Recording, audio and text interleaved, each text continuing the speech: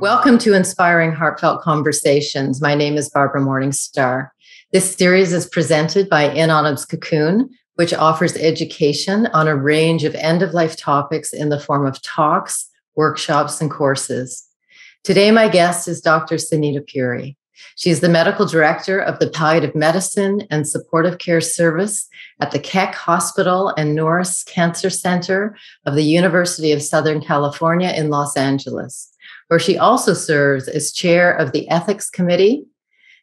We will be referring to her deeply touching book, That Good Night, Life and Medicine in the 11th Hour.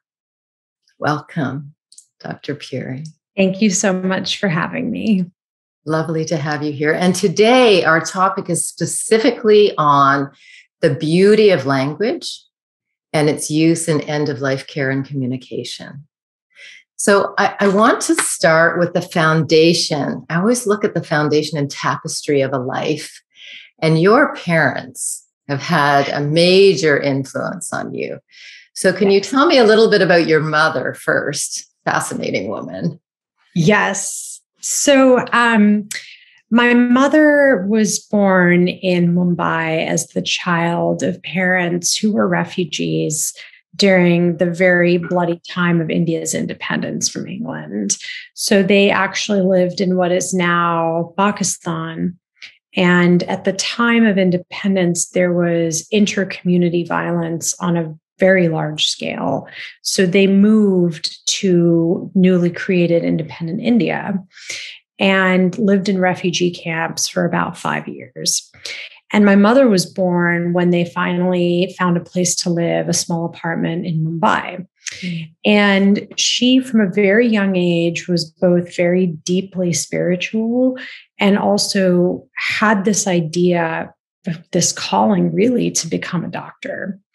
And at that time, as someone living in poverty and as a woman, the chances of achieving her dream were pretty slim.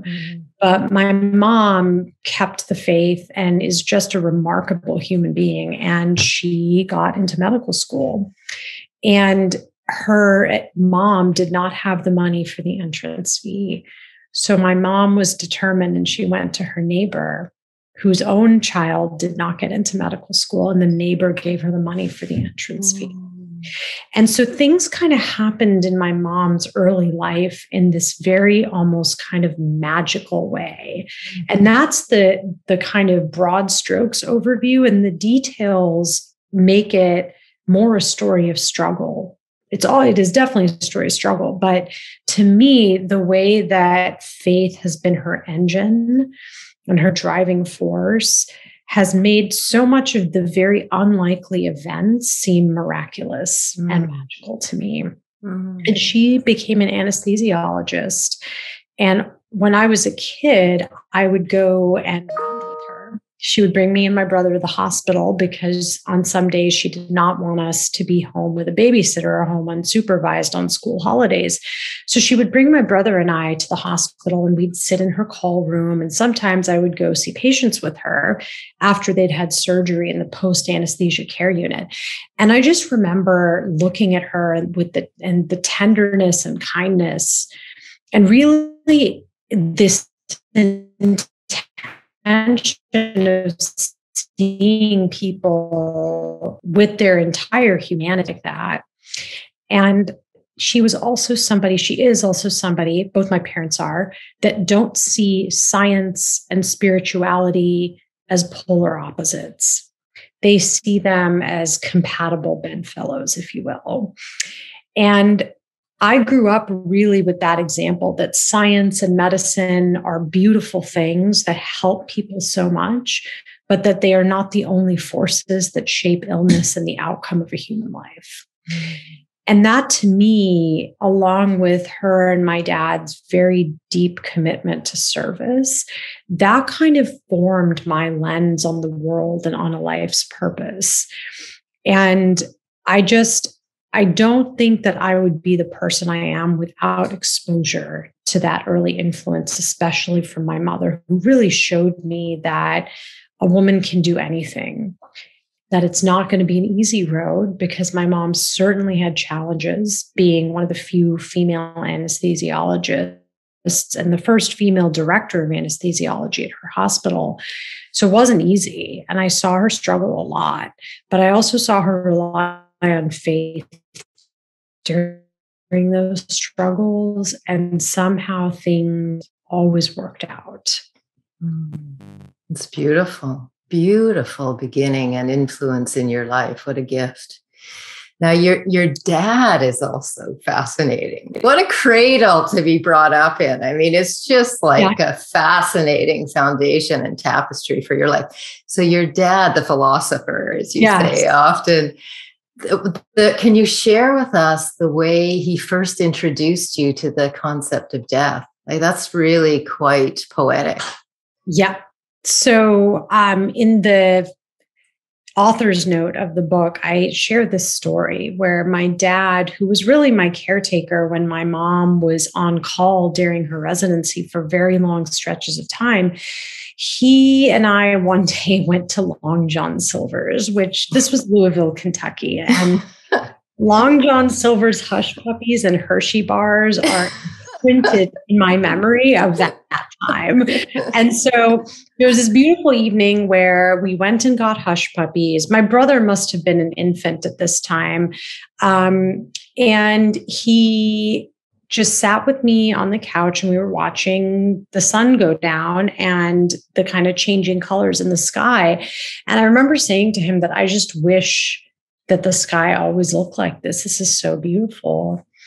And he kind of used that, I think unintentionally. I don't think this was his plan, but he just said, everything that is beautiful is also not going to stay beautiful. That things will change, and that's the law of life. And if you want to live this life with minimal suffering, that is the thing you have to learn to accept.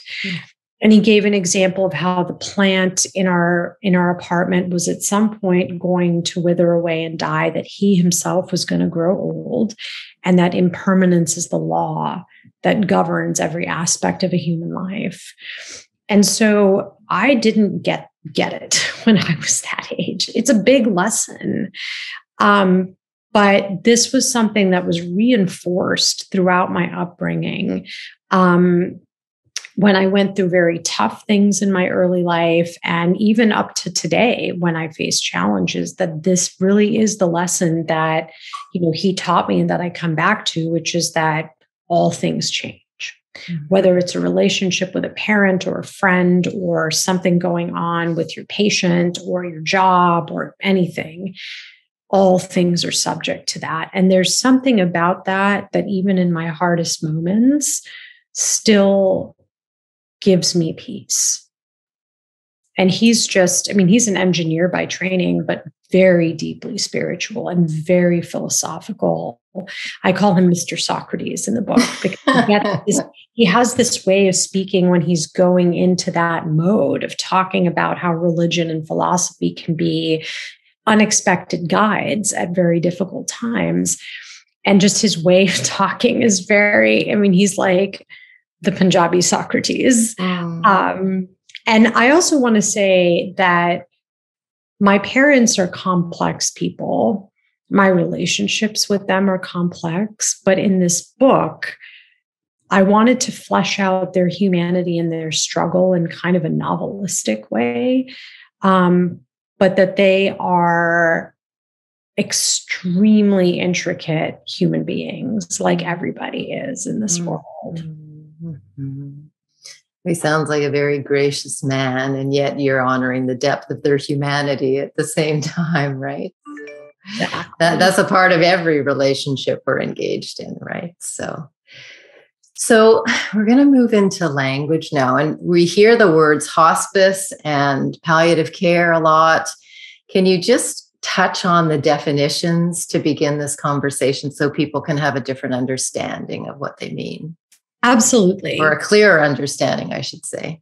Yes. And I'm glad that you asked that at the outset, because I do think that these terms, there's the definition and then there's the cultural valence and the associations with the terms. So just very technically, I think of both hospice and palliative care as fields of medicine where we address suffering. In palliative care, it's an approach to addressing suffering that makes use of a team. So there's a doctor, nurse, social worker, chaplaincy in a fully fleshed out team. And every one of us works together to address physical pain, emotional pain, spiritual pain, and existential pain of both the patient and the family when someone is living with a serious, often a life-limiting illness. The beauty of palliative care is that we can attend to your suffering and your quality of life right alongside you getting other therapies like cancer treatment or dialysis. So you don't have to make a choice between palliative care and cancer care, as an example. I think of hospice as a type of palliative care addressing all those domains of suffering, but at a point in someone's life where we are parting ways with cancer therapy or dialysis, and we're focusing on the ways that that illness affects someone's day-to-day. Mm-hmm. And hospice is really what we provide when people have 6 months or less to live, in our best estimation. Mm-hmm. So I see them as sister specialties, which they are. One should be along for the ride from the beginning, ideally, from the time of getting, for example, a diagnosis of stage 4 pancreatic cancer. The standard of care is that palliative care should be seeing that person and their family from the beginning.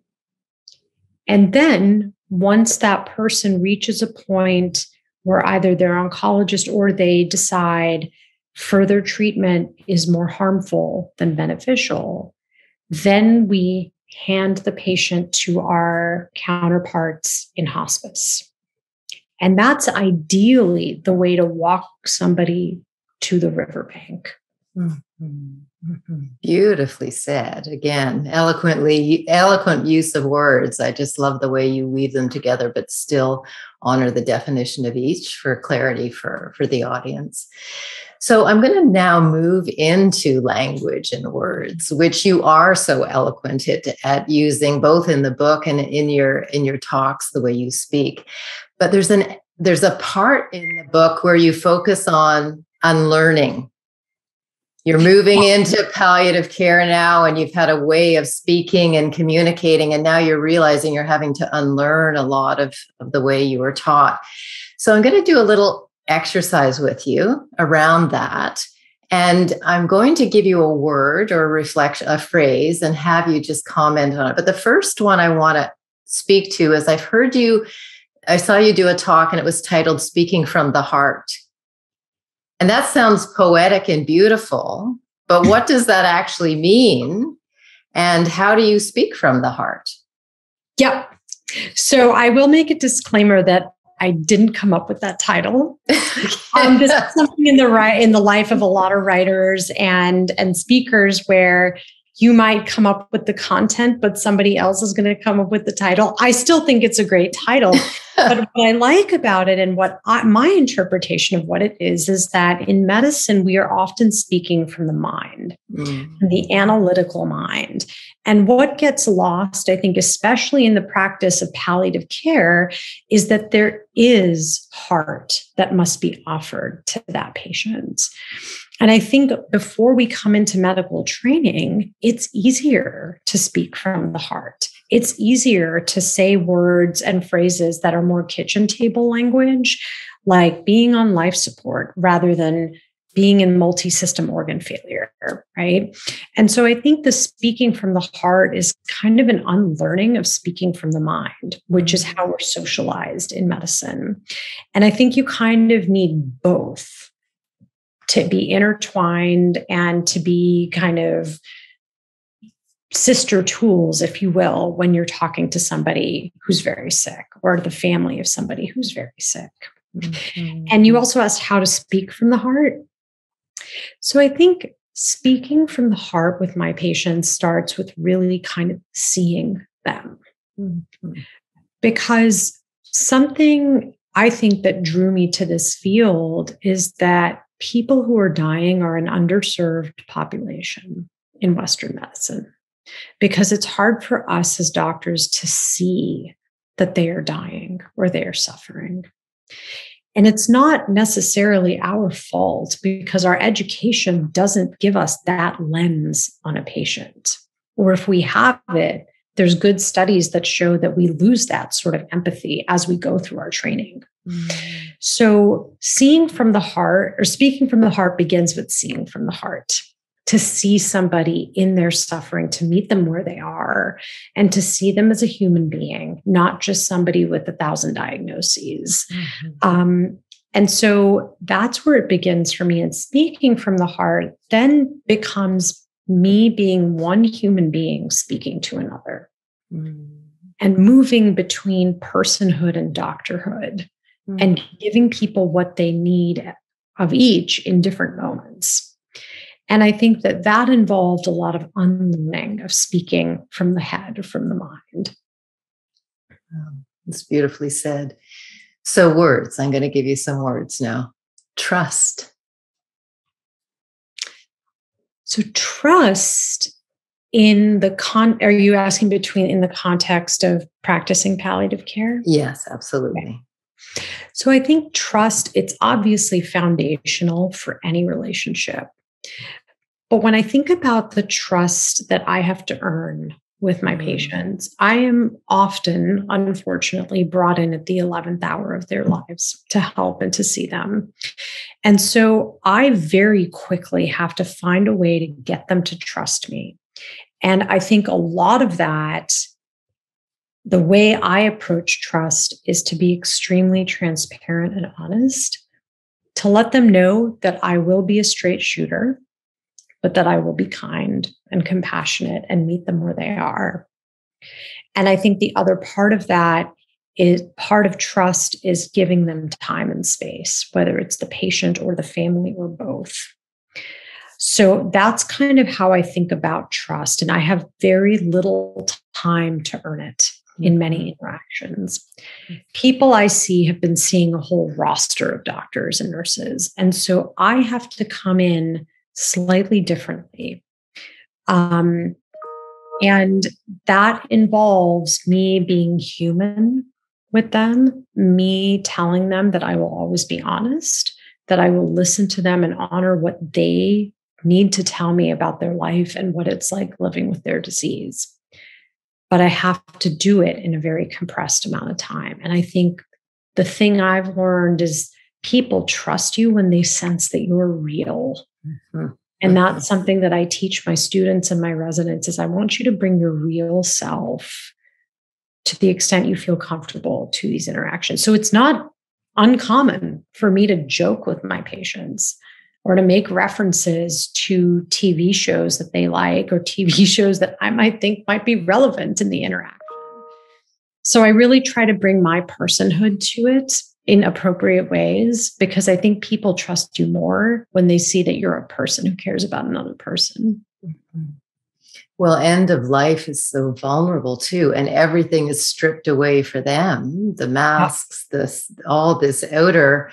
So I've said when I've trained people, if you don't show up authentically, they're going to sniff you out and schmuck you against the wall, because they're in the truth of it so deeply. If you don't show up in that place too, it's felt in their sensitivity, right? Definitely. Yeah. Beautiful. Okay. Fight. The word fight. Yes. Ooh. So I hear the word fight a lot. And I think it has become part of this script that we all kind of read from or expect to be read from, especially when someone has cancer. I think that dates back to the whole war on cancer in the United States and the rapid development decades ago of different anti-cancer agents that were quickly deployed. And I think that people, when I hear the word fighter, my first reaction is one of caution, because people who fight are different than bodies that can fight. And I try to help people understand that having a good response to chemo is not a matter of personal willpower. It has to do with biology too, very heavily. And so someone dying of cancer is not losing a battle.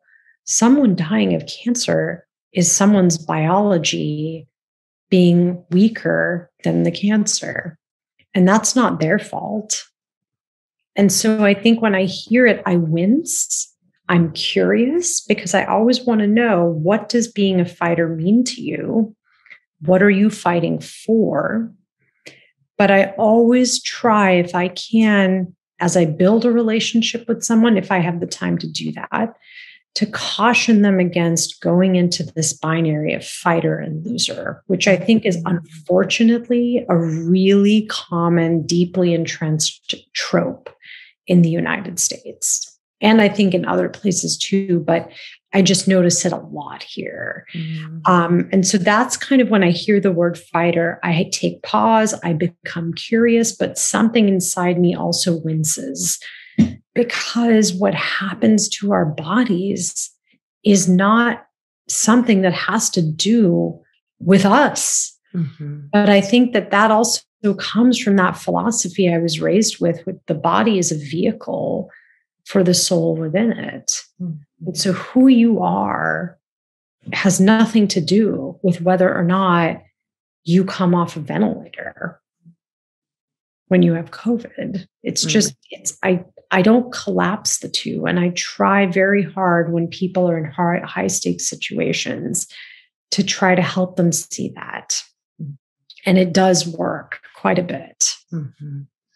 Well, and just really honoring that dying is not a failure. Exactly. It's not a failure. It's life. Exactly. And we see examples of that change all the time.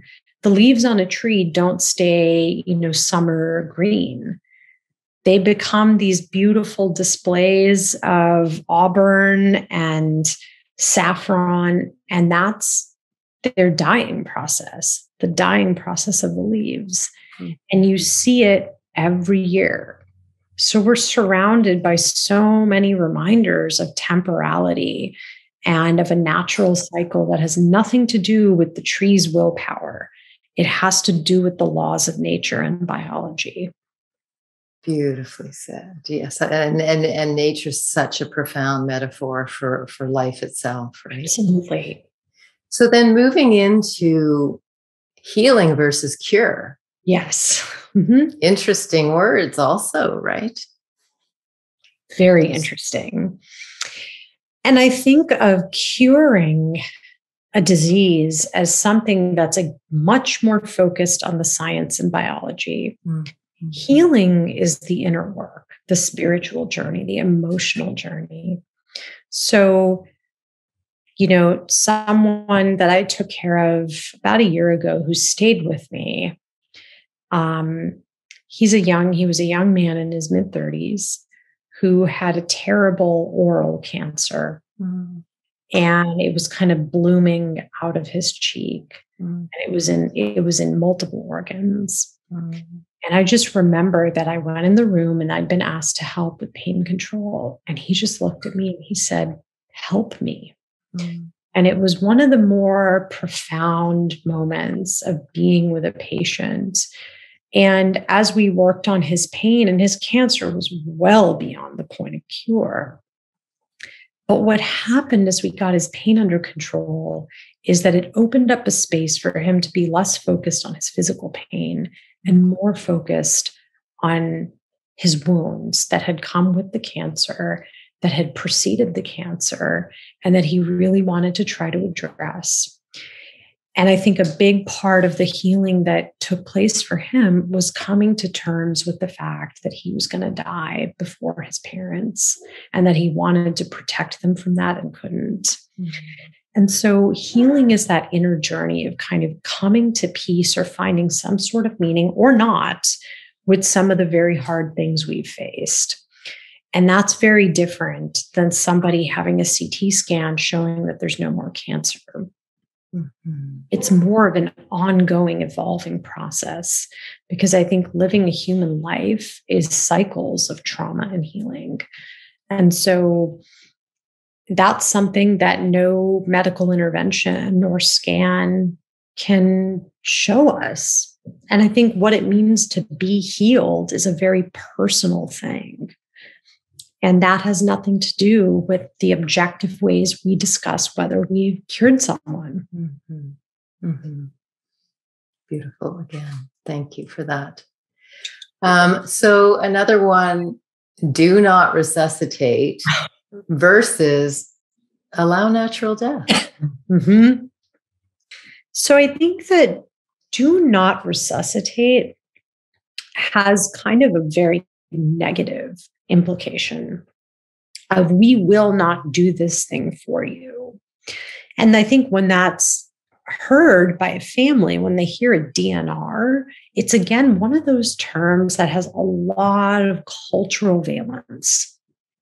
It signals giving up. It signals stopping treatment, even though a DNR only applies to the point where the heart stops. Mm-hmm. And it only means that at that point, we will not do any part of ACLS, of advanced cardiac life support. But people don't hear it or experience it that way. Whereas allow natural death is kind of normalizing that death is natural. And it's allowing for an unfolding that the body knows instinctively how to do without medical intervention, other than providing meds to keep someone comfortable and free of suffering. And so I think I always prefer the term allow natural death. I think where we can get into trouble, though, is that people who aren't familiar with that term sometimes need it very clearly explicated still, that death is the moment when the heart stops. When the heart stops, we will provide medicines to treat any symptoms that may arise. But I think we still do need to say we will not be doing CPR. Mm-hmm. Because I think in my experience, people are so used to a DNR that as we try to kind of socialize and bring into the fold the term A&D, allow natural death, we still have to link what we will and won't do. Mm-hmm. So it's not as straightforward or as easily understood by all patients as I wish it were. Mm-hmm. Well, and sometimes I think, some of these medical shows in the ER have done a disservice because somebody comes in, they have a heart attack, the team jumps on them and they wake up refreshed, like nothing happened, Yep. and that is not the truth. No, exactly. Of end of life, right? And so that's the image people have. And why wouldn't you do something? What do you mean you're not going to do that? And they really don't understand. It's actually, you are honoring the natural transition at end of life and trying to be the most empathetic to that individual as they go through that transition, right?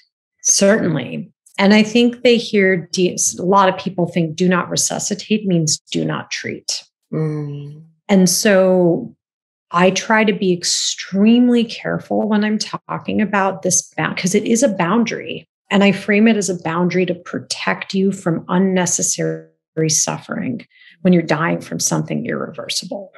Mm. And so, I'll describe all the things we can continue to do and really emphasize that. But then if our efforts in these ways fail, we don't want to prolong your suffering by doing this. Mm-hmm. And so I think I have found that way helps to dispel this idea that a DNR is a do not treat order. Mm-hmm. And then I'll kind of allow space for talking about what's natural, because we don't know what's natural anymore. I think even doctors, we have a hard time distinguishing between something that means someone's dying versus something that is potentially treatable. Treatable is another term that I think is pretty elastic and opaque.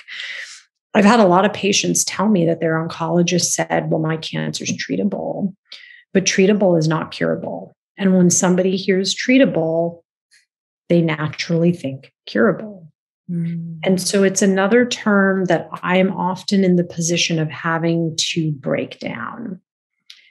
And that's not to say the oncologist didn't try or that their intention was to be opaque, but that these are terms we're so used to using that we forget that the person who's desperate and scared and listening to this and who's hopeful is going to interpret that word, many of our words, through the lens of the glasses that they're wearing.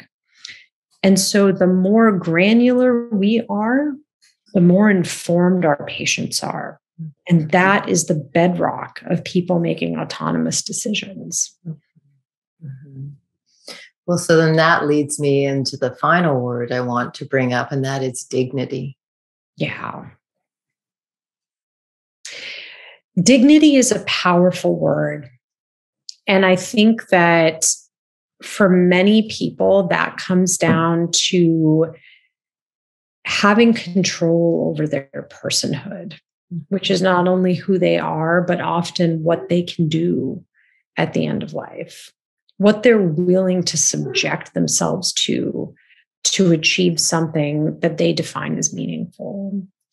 So many of my patients, when they use the word dignity, they refer to being able to take care of their own personal needs, not being in pain, not depending on other people, not having people see them vulnerable and sick.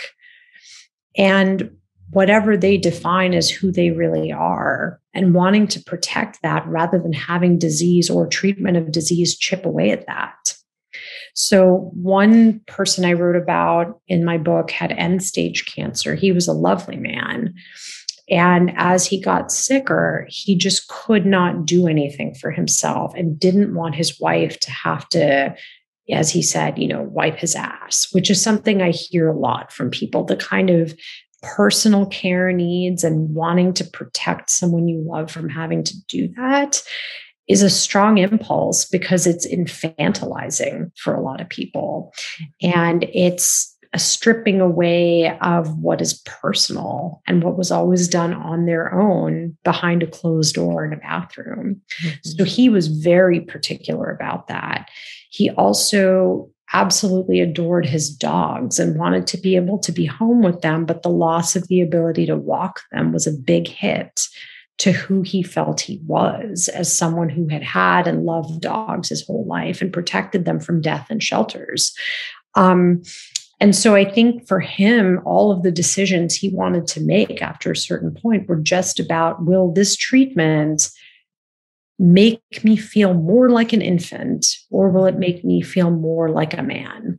And being a man to me means being independent, self-sufficient to the extent that I can, knowing that I can't be who I was a year ago. But will it also help me to shield my wife from responsibilities I think she shouldn't have? Mm. And so when I think of dignity, I think of all of those things. And I think it's something that shifts in definition. If I got sick tomorrow, I think the dignity that I'd want to hold on to would be very different than if I was really at the end of my life. And the dignity I may want to hold on to then may not be the same, it may not be reachable as the dignity that I might want to protect at the beginning of an illness. Mm. And so I think it's an evolving process as well. And it's something that I try to keep an eye on when I have the luxury of taking care of patients for a longer period of time. What is dignity to you? What does that mean to you? What are the things that you would be willing to go through that might eat away at that dignity? And kind of carrying that conversation as a through line. Mm-hmm. Beautiful.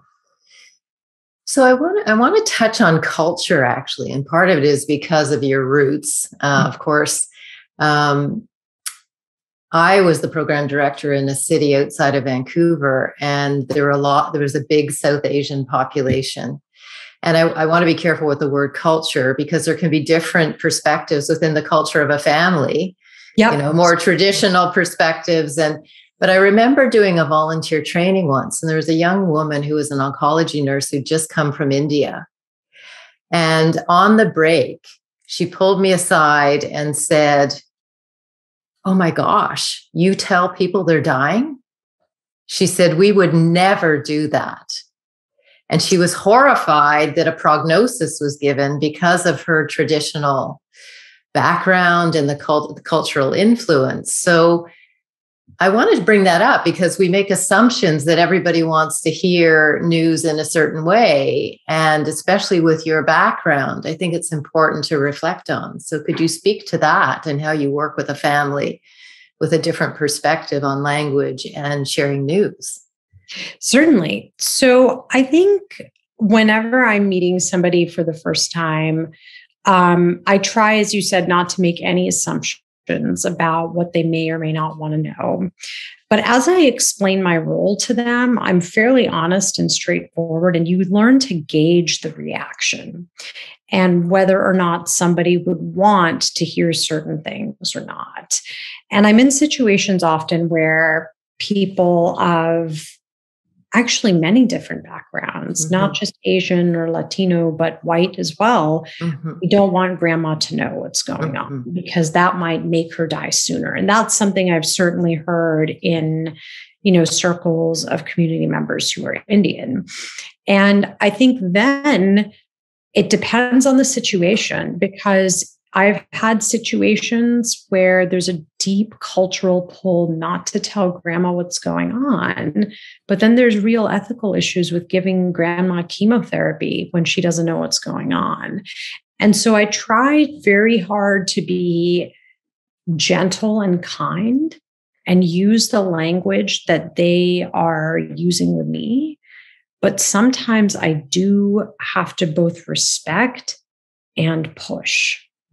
Because there's a culture of medicine that also has its own ways of thinking, especially about what individuals need to consent to. And a lot of the times, if you meet people where they are, really seek to understand what is the cultural dynamic at large and how does those dynamics play out in this particular family, and how can I help that dynamic find space for the culture of Western medicine in specific ways, not in all ways, in order to advance the best interests of the patient. And sometimes people will not budge. And those are very hard situations. And sometimes that means the oncologist will not give chemo to someone who doesn't know they have cancer. And so I think that being kind of a cultural broker in a lot of ways is not hugely different than meeting and getting to know someone and let them tell you their story. They're bringing with them a cultural set of beliefs, viewpoints on the world, viewpoints on their illness, viewpoints on communication, and how it should be done with touchy subjects.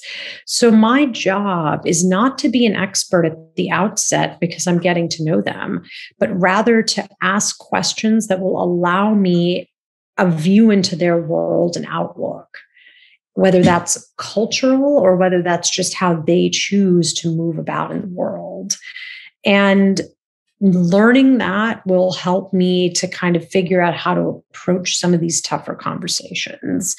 I think, there's no one way to do this, but being respectful and open and allow yourself to be guided by their worldview is important. But it's also important to keep in mind that we do have ethical obligations that are part of the system of Western medicine.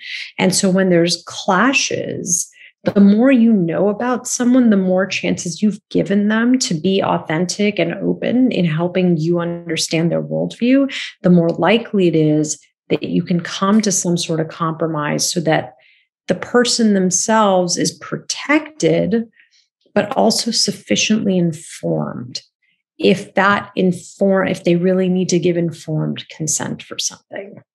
Right. Thank you. Okay, I'm going to move into a little bit of a different question. I don't think I've seen too many people ask you this, but you're in LA. And Hollywood is the backdrop. And in more than one time in the book, you have just come off the palliative unit or out of a home of a hospice patient.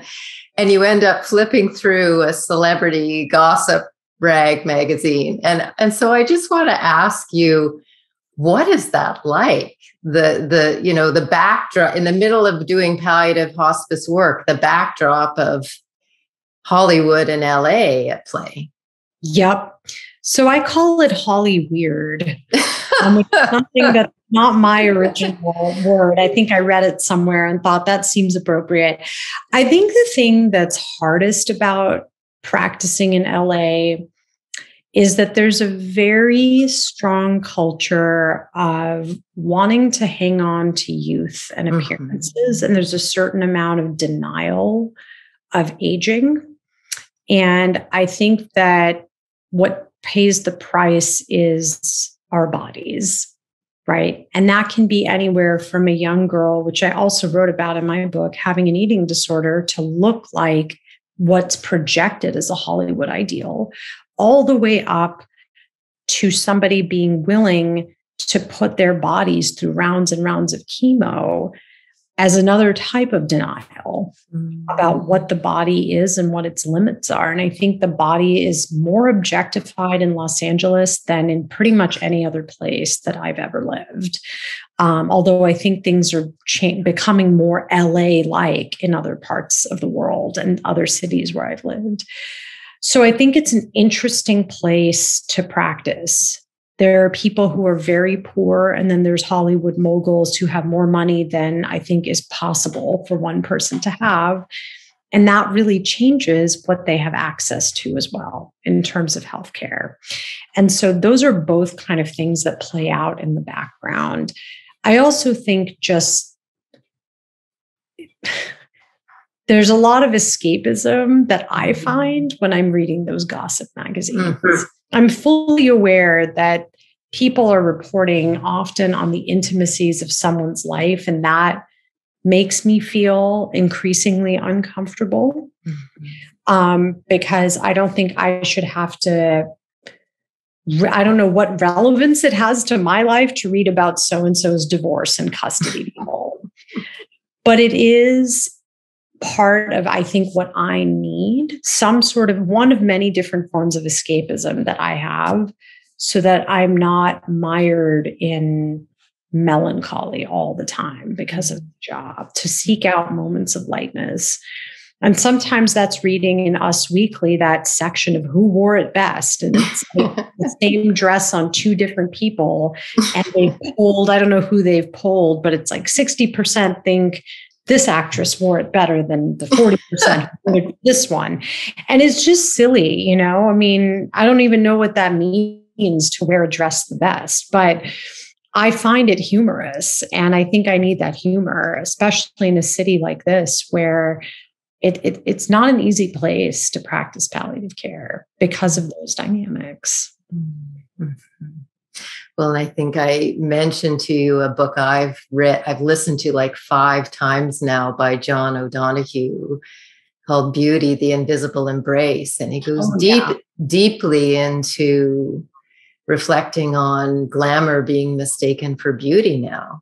Yep. And, you know, as a woman, I'm aging. I mean, I've got the light on and I haven't had surgery or anything done to my face, but aging as a woman too is an interesting thing, and just really trying to focus on the deeper beauty and the radiance of my own heart and being, and honor that's where the grace and elegance really comes from, the inner part, right? So exactly. And I think that is a hard thing to remember in the general culture of Los Angeles. And that's not to say LA is all Hollywood, but there is that influence that permeates. And I've even noticed that I'm harder on my body and appearance living here than I was when I lived, for example, in the Bay Area.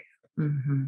So I do think there's something here about the objectification of the body, the need to project yourself in a certain image, and how those two things come to bear on how people experience aging and death. That is a unique dynamic. Mm-hmm. Well, and I know I did a piece on a blog on true beauty. I mean, there have been moments with a dying patient when all of this is stripped away that have been some of the most stunningly beautiful moments I've ever experienced in my life. Oh, yeah. There's like the radiance of the person is so profound, right? Yep. Yeah. Okay. So I just, you've spoken so beautifully to medicine and spirituality. Is there any I have two last questions. Is there any last comment you want to make about the blending of those perspectives coming together? I think what I have come to see in my actual practice, as opposed to my upbringing, is that when you really sit with a person, if you really try to feel what it's like to sit with another person and look at them deeply, you will feel something that is beyond the realm of the physical. Mm-hmm. And I have definitely had that experience over and over again, not just with my patients, but with other people in my life. And if you open yourself to that possibility that we are more than biological beings, then I think there's something very profound to experience about what makes up a person in front of you. Mm-hmm. That it's not just what they look like, what they're wearing, how they're speaking. There's something deeply big. There's something much bigger than that in the room. And when you have those sorts of experiences, I think it gives you the ability to live life and to see others in a very different way. Mm-hmm. And so I think if you're open to seeing something beyond biology and science, I think you will come to appreciate biology and science as being even more complex than we learn about in textbooks. Mm-hmm. So last question, how has your heart been changed by this work? I think that I have come to appreciate just how short life can be and just how unexpected things can happen in a moment. And I think there's something about that makes me more grateful for the things that I do have and more willing to work through the hard things so that I can get back to a place of gratitude. This is not easy work. And there's a lot of times when I have no idea how to keep my heart open or prevent it from being bruised. But I do think that seeing people navigate really hard things gives me the inspiration that I can navigate hard things as well. Mm. And I think the last thing I would say is that when I am with somebody and they're crossing over, or I have that instinctive feeling that time is short, I really have the appreciation that my heart and I were put here to do this work, to be that this is what God put me here to do. And I think when you have those feelings and realizations, when you're doing something very difficult, that it's kind of a way of protecting your heart from the hard times. Mm-hmm. Beautiful. Well, I thank you for coming. This has been a beautiful, rich, and deep conversation. And I really encourage people to get your book, That Good Night, and go to your website, sunitapuri.com. There's other writings there and wonderful interviews, and I will make sure that I put that in the reference on the YouTube channel. So thank you so much for taking the time to be with me today. The grace and eloquence of your heart and words is felt. You radiate beautifully. So thank you for that. And thank you for your presence today. I know it's going to help. Your reflections are going to help a lot of people in this tender transition. Thank you so much for having me, Barbara, and for asking such wonderful, thoughtful questions. Okay. It was a pleasure. Okay. You take care. Thank you.